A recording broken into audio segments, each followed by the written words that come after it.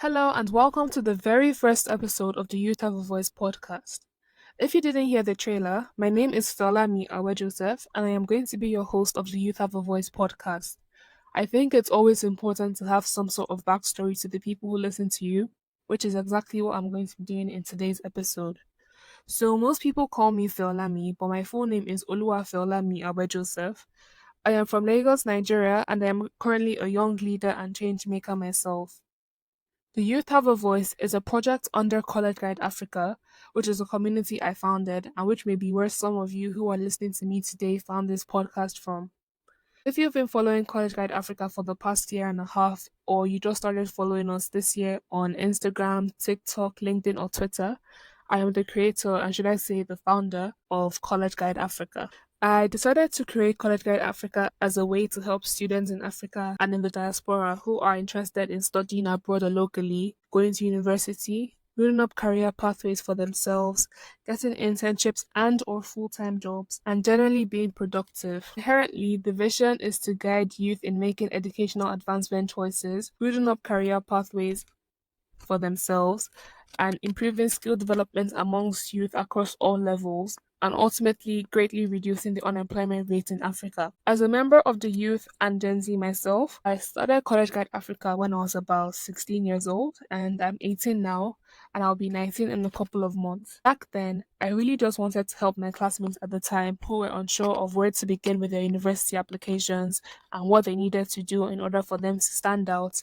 And since then, this has grown to a community of over 30,000 amazing people across all our platforms globally, which I am extremely grateful for. For a continent where 70% of the population is below 30, according to the United Nations, you see why this is a really important subject which I have been working on and doing my own part to help students and young people. I think one of the things that warms my heart when I sometimes look at the comments and read what people are saying on my page and see people's opinions is the excitement and maybe even the relief when they realize that some of the things and information that they didn't know was possible and available has been able to open up their minds to endless opportunities that surround them that they were unexposed to. So I'm sure someone may be wondering, how do I do this at my age?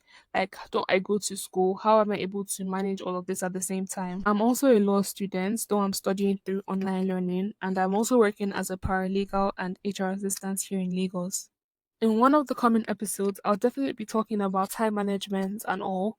But today, I think, apart from the introduction which I've just done, I want to speak about procrastination. My first word with regards to this is that if there's something you had written down at the start of the year to begin, which you haven't done yet, as soon as you're done listening to me today, I would like you to make a conscious effort to begin. It's 2024, and it's the fifth month of the year by the time you're listening to this podcast. Even if someone ends up listening to this podcast in December, make an effort to begin that thing you promised yourself in January of 2024 or December of 2023 that you said you were going to begin. You don't need to have all the equipment or all the money or all the followers in the world.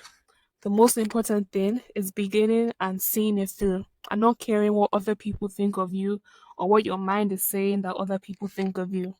Over time, you'll be able to see how time will transform the craft or idea you decided to begin. You could decide to start with content creation, or writing a book, or training for competition, or even starting a really ambitious project that you are scared may end up failing. You can use me as an example or form of motivation. I started College Guide Africa with a laptop, the internet, and Canva. And by God's grace, I've been able to grow so much through my persistence and dedication.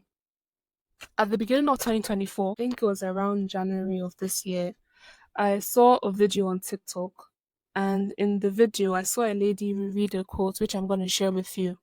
So the quote she read said, "Procrastination is the arrogant assumption that God owes you another chance to do tomorrow what he gave you the chance to do today." I remember when I heard that quote in January, it literally felt as if my stomach had sunk to like the back, and then my brain had a complete alteration. Like there was this ding, ding, ding, ding in my head that this word was just for you.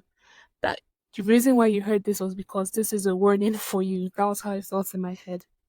So I think at that time, when the lady read that quote, it changed my mindset and literally changed the trajectory of how I decided to start the year at that point in time. So many times you may have an idea and sit on it for months, and while saying this, I'm speaking from personal experience. Months later, sometime even a year later, you will see someone else doing exactly what you thought about. And we have the tendency of feeling upset because we thought it was such a great idea and it was unique to just us. Sometimes we are literally our own enemies. We think that other people may be judging us for beginning things when these are mental blockages that our minds have created to stop us from achieving our goals. I like to see ideas that we have. I like to visualize it as being like light bulbs. So back in cartoons from like the early 2000s, if something happens to a character, for example, like in Tom and Jerry, if they get injured, you may visually see a huge splinter pop up from the top of their head. So when I like to think of ideas, I would like to take it back and relate it to being like an early 2000s animation. So imagine us as animated beings having an idea and you just see a big light bulb that pops up at the top of our head. When we have that idea, it's still the light bulb is very bright because we're so engrossed in the idea and we're gingered up. Yes, that's the word. We're gingered up because we're excited because this great idea has come to our head. After some couple of weeks, you're thinking, oh, this idea is really great, but I don't have a phone to start this idea. Or this idea is really great. I don't have a book. Or I don't have proper internet. Or I don't have anything. I don't have the materials I think would make this idea go far. This light bulb, it starts to filter and it starts to shake a bit because it's been waiting for us and we keep on saying we don't have this, we don't have that. And we haven't started, by the way. As we keep on waiting and pushing back after some time because no progress or work is being done, I like to visualize the light bulb being able to start like violently shaking. Imagine there's a trip off in lights and then the lights keeps on flicking up and on. So the way you may see it in like a horror movie, if someone is playing with the switches, that's what happens to light bulbs surrounding us from the idea that we got. So the light bulb waits again, stabilizes a bit to see if any progress is going to be made again.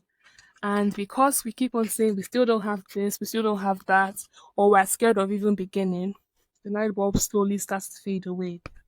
So remember, we're looking at this as if we're cartoon characters, but I would like us to really relate this to our everyday lives. As this light bulb begins to fade away, it begins to float to the next person. As the light bulb floats to the next person, the idea is landed in another person's heart. If that idea is landed in another person's heart and the person still makes no effort to manifest that idea and to make it work, is we move to the next person until one person finally manifests that idea for other people to use and grow and learn from. Sometimes multiple people may get the same idea simultaneously, and when no work is done, it goes to the next person and the next person and the next person. So I really believe in the possibility of this analogy because last month I saw a post on Instagram. It was like one of these Instagram ads that keep on popping up on your feed. It was a promotional competition that a Nigerian company was doing, or a new Nigerian foundation was starting with a bunch of other trustees and directors. It was a competition for secondary school students here in Nigeria, and I remember I just started to click on it, which was really random because I'm not in secondary school and it had nothing to do with me. But I decided to click on the opportunities to see what exactly it was about. As I was just reading through, I saw a comment under, and the person who commented under the informational post about the competition said that he thought of something just like the idea a couple of years ago, back when he was in a particular phase of his life, and he just didn't start the idea.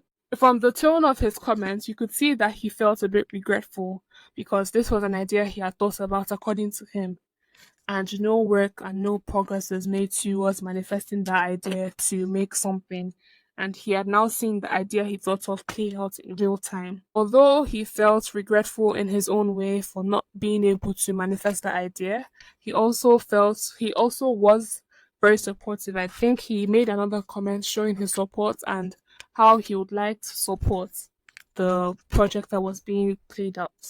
Honestly, when I read that comment, I honestly felt really bad for him because he could have been the person pushing forward that idea, if he didn't let maybe fear or doubt stop him at that point in time, and if he had just decided to begin, then he may have been the one who was pushing out the projects and having people come to work for him. This is not to say that fear and anxiety doesn't happen to people.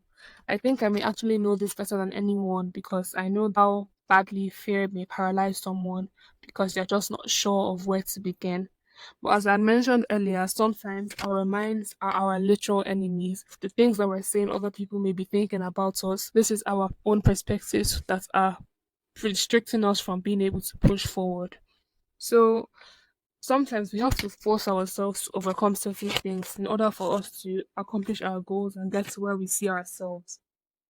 I'm currently reading a book by a man called Brian Tracy, and the book is titled The Power of Self Confidence. There's a particular quote in the book when I was reading it that said, if the greatest enemy of self confidence is fear, then the greatest enemy of human achievement is the comfort zone.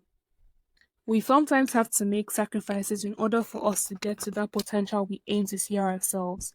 And sometimes we just have to push out the fear and be like, charge it. We're just going to push on regardless of what's maybe holding or weighing us down. Going back to my ideology of how ideas may flow from people's lives, I still believe that even if someone else ends up doing an idea similar to what you thought of, yours would always be different because you are your own person and you are unique on your own.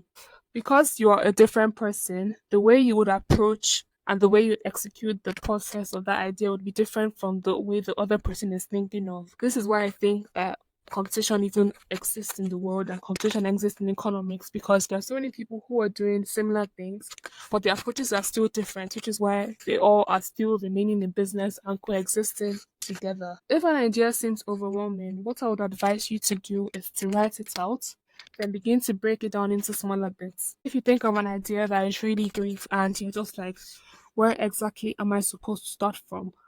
Think it through. You can even sleep on it, but write down the idea as soon as it comes to your mind. I think that writing down ideas as soon as it comes to your mind gives you a better chance and a better likelihood of being able to execute that idea because I think that when you write things down, the likelihood of it sticking is longer.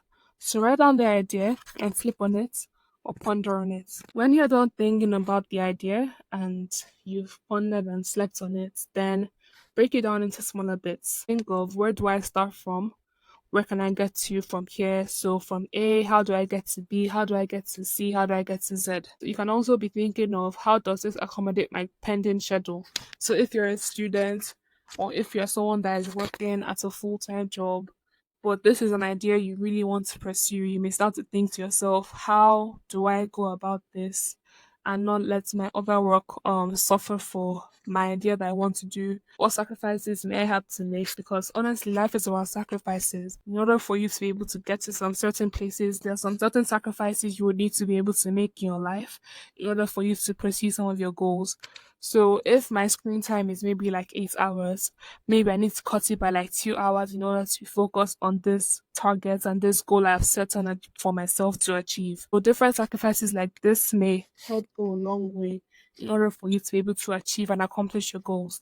It's also important to have some sort of reward system in place so that it gives you something to look forward to after accomplishing your task. For example, if your goal is to write a book and you want to write the book, you want to finish the book before the end of the year, you can say to yourself, if I write 10 pages of my book today, I can scroll on social media for like 30 minutes or anything of that sort, depending on what goal and what thing you would like to accomplish that you've been procrastinating. So, wow, that is the first episode of the Youth Have a Voice podcast. I hope you've been able to learn something from me today, something new, even if it's something about me that you were able to learn. And I can't wait to be back with you next week. Please make sure to follow and subscribe. We have a really important guest, a really special guest who will be joining us on next week's episode. And I can't wait for you to hear some of the exciting things we're going to be discussing about. So until then, please make sure to follow, please share with your family and friends, and I will see you in our next episode. Goodbye.